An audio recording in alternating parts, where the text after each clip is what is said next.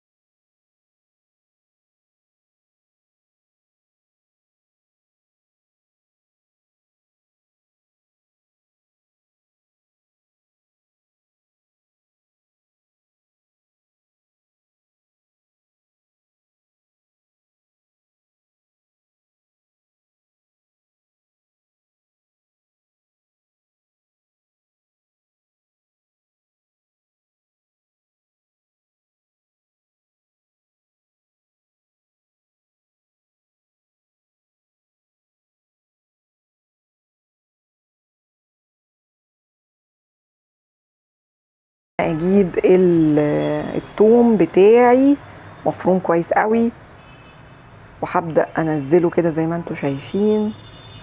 عايزه تحطي توم مفروم، عايزه تدقي التوم، مفيش اي مشكله. المهم يبقى ايه يعني معلقتين كبار من التوم محترمين كده. بس خلي بالك طبعا من الاحرف كده علشان ما تتحرقش منك، عينيكي عليها على طول.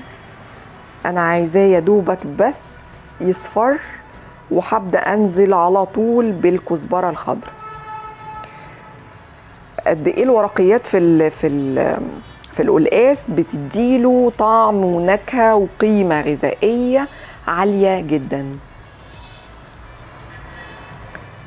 اللون طبعا شكله يجنن، طبعا الكاميرا كمان مش مبينه شكله وجماله. هبدا ان انا اقلب كده، بدات الريحه تطلع معايا، ريحه التقليه تجنن طبعا، قلبت ريحه المطبخ. هبدا اقلب اقلب اقلب اهو، هيبدا تدبل شويه معايا الكزبره. اول ما احس ان هي خلاص بدات تدبل معايا، ابدا ان انا اشيلها من على النار. في نفس الوقت بيديني طبعا التوم يبدا بيحمر تاني معايا، علشان كده لما انا جيت ضفت الكزبره ما ضفتهاش يعني التومه معموله قوي، لا انا يا دوبك اديتها لون اصفر، عشان هي كده كده هتبدا ان هي تصفر تاني معايا مع الكزبره. التفاصيل اهي معاكم والله خطوه بخطوه، بحاول ان انا على قد ما اقدر ما اقطعش حاجه من الفيديو علشان ياخد حقه بزياده. الفيديو دوت لكل ست بيت جديده لسه مش عارفه هتعمل القلقاس اصلا، اللي حابه طبعا تعمل القلقاس بطريقه جديده زي ما انا بعملها كده. برضو الفيديو ده هيعجبكم جدا وهيفيدكم جدا جدا. اهو اللون بدأ طبعا معايا يتغير، الزبدة بدأت تتشربها الكزبرة الخضراء. وهنا في الجنب دوت لقينا ان القلقاس اهو بدأ ان هو يستوي كويس معايا. انا قد ايه بعشق الحاجات الخضراء، بحب اي لون اخضر بجد، حتى يعني الحلة بتاعتي انا جايباها لونها اخضر حاساها مناسبة جدا للقلقاس الصراحة. هبدأ ان انا طبعا اضيف التقلية بتاعتي للقلقاس. يعني غني غني غني قلقاس رهيب بطريقة تيتا، ربنا يا رب يرحمها برحمته. قد ايه علمتنا حاجات حلوة وادتنا كده النفس الحلو اللي في الاكل. التكات الصغيرة دي قد ايه والله يا جماعة بتفرق. لما تبقي داخله المطبخ كده وانتي مبسوطه وانتي بتعملي الاكل كده بحب، بيبقى والله هو ده النكهه، هو ده الطعم والنفس اللي دايما يقولك ان الست دي عندها نفس حلو. نفسك الحلو ده في انك بتعملي الحاجه بنفس وبتعملي الحاجه جميله. شايفين جماله؟ يعني هيتاكل اكل. انا باخد طبق كده والله ما بين الوجبات، بقعد اكل لوحدي والله الواحد خايف يتخن اكتر، ما هو يعني زايد شويه في الوزن بسبب الاكل الحلو ده.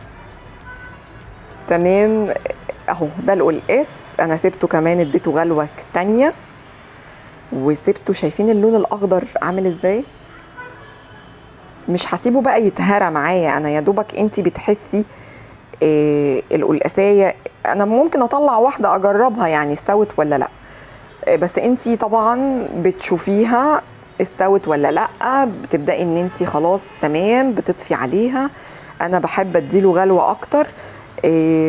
اهم حاجة ما يعني يستوي مش يتهري، يعني اهم حاجة عندي يستوي مش يتهري. ده كده القلقاس، ويا رب يكون الفيديو عجبكم، وان شاء الله فيديوهات جديدة من فيديوهات مامي هيدرو. لو عجبكم الفيديو اعملوا لي لايك واشتراك، ما تنسوش لو في اي كومنت ابعتولي هرد عليكم على طول. وبالهنا والشفا، وباي باي، اشوفكم على خير، مع السلامة.